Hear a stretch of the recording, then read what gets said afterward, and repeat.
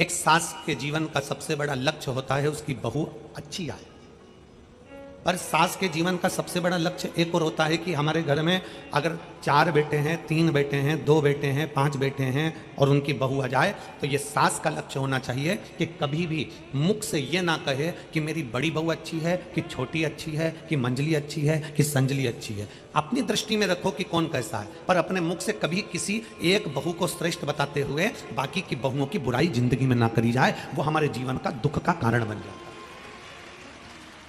वो हमारे तकलीफ का कारण बन जाए। चंद्रदेव को काया का रोग क्यों हुआ? चंद्रदेव ने अपनी पत्नी रोहिणी को ज्यादा प्रेम करा इसलिए काया का रोग हुआ? नहीं नहीं नहीं, चंद्रदेव को कारण काया का रोग इसलिए हुआ क्योंकि चंद्र 26 जो पत्नियां थी, 27 में तो प्रेम था, 26 पत्नियों का अपमान कर देते थे। 4 लोग बैठे हैं, 4 लोगों में जैसी पत्नी पानी लेकर आई अपमान कर दिया, हर कुछ कह दिया, अपशब्द कह दिए, चिल्लाकर दौड़ दिए, कुछ कहने में आ गया, कुछ बोल दिए। शिव महापुराण की कथा कहती है अगर किसी ने कोई गलती करी है तो उसके कानों में जाकर कहिए कि तुमने ये गलती करी है, और किसी ने कुछ अच्छा करा है तो कानों में जाकर ना कहिए बल्कि नगाड़ा बजाकर कहिए कि तुमने ये अच्छा किया है, तुमने ये श्रेष्ठ किया। 26 पत्नियां जब पानी लेकर आती चंद्र तब चिल्ला कर दौड़ते, 26 पत्नियों में से एक पत्नी जब पंखा डोलाती चंद्र जब चिल्ला के दौड़ते। दुनिया के लोगों ने कहा कि 26 पत्नियों पर ध्यान नहीं दिया इसलिए चंद्र को काया का रोग हुआ। ना ना ना, 26 पत्नियों पर ध्यान नहीं, 26 पत्नी का अपमान करा इसलिए काया का रोग। चंद्रदेव सभा में बैठकर हमेशा कहते थे तुम मुझे जानती नहीं हो, मेरी सुंदर काया पर तो दुनिया मोहित हो जाती है, तुम मुझे देखती नहीं हो। और क्या मान करे रे काया का।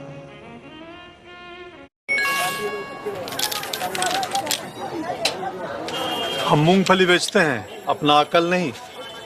ये मैसेज देखिए, कहते हैं लॉटरी लगी है, लिंक क्लिक करके यूपीआई पिन डालो पैसा मिलेगा।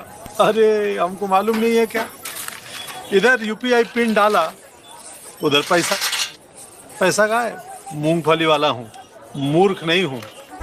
याद रहे, यूपीआई कहता है अगर कोई लालच दे तो कहो मैं मूर्ख नहीं हूँ।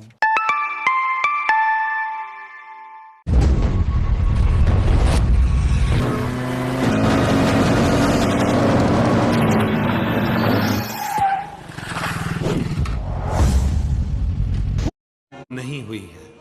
थोड़े दिन अगर धन का सुख भोग रहे हो सकता है कि जीवन का क्या पहलू आ जाए, किसने देखा। इसलिए मर्यादित शब्द होना चाहिए। काया बहुत सुंदर है, बचपन में सुंदर है, जवानी में सुंदर है, अधेड़ी आएगी तो वो काया भी आपको लगेगा बताओ मैं तो कितना सुंदर था, पहले ऐसा था, पहले वैसा था, और काया ऐसी हो गई। सत्ता, आज आपके पास में अच्छा पद है, अच्छी प्रतिष्ठा है, अच्छी कुर्सी है, आप कोई अधिकारी के पद पर बैठे हो, आप कोई मंत्री के पद पर बैठे हो, आप कोई अध्यक्ष उपाध्यक्ष के पद पर बैठे हो, आपके पास में सत्ता है। आप कभी मालूम पड़ा विधायक बनकर बैठ गए, कभी सांसद बनकर बैठ गए, कभी कुछ बनकर बैठ गए, कभी कुछ बनकर बैठ गए, आपके पास सत्ता है। और इसके पहले किसी और के पास थी, उसके पहले किसी और के पास थी। जीवन का क्या ठिकाना है, कब किसके पास पहुंचे।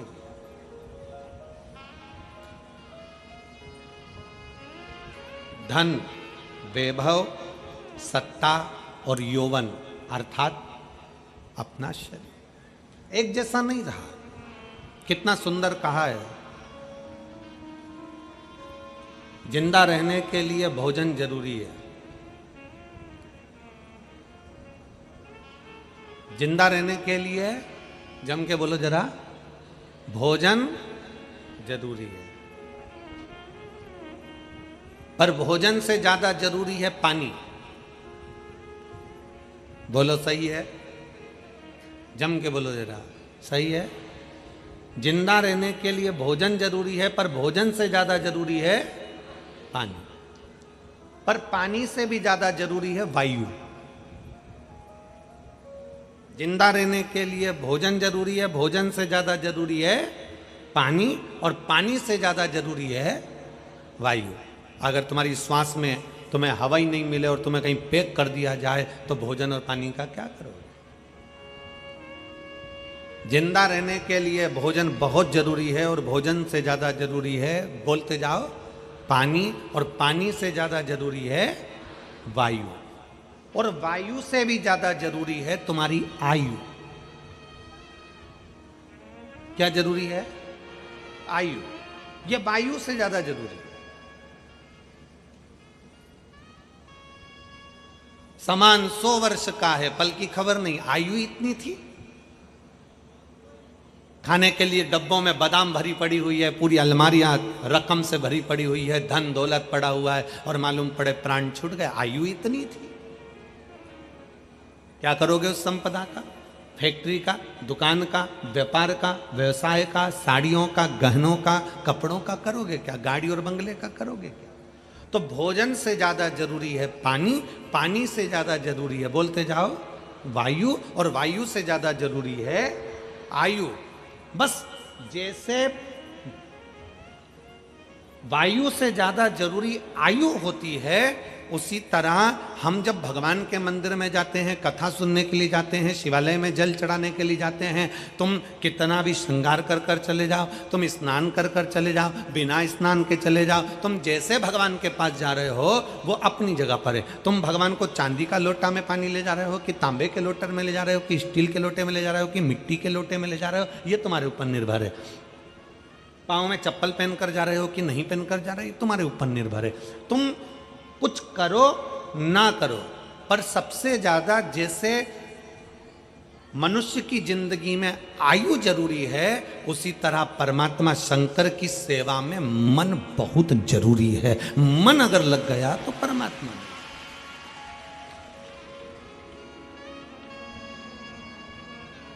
मन नहीं लगा तो परमात्मा है ही नहीं। एक महिला ने एक पत्र लिखा है,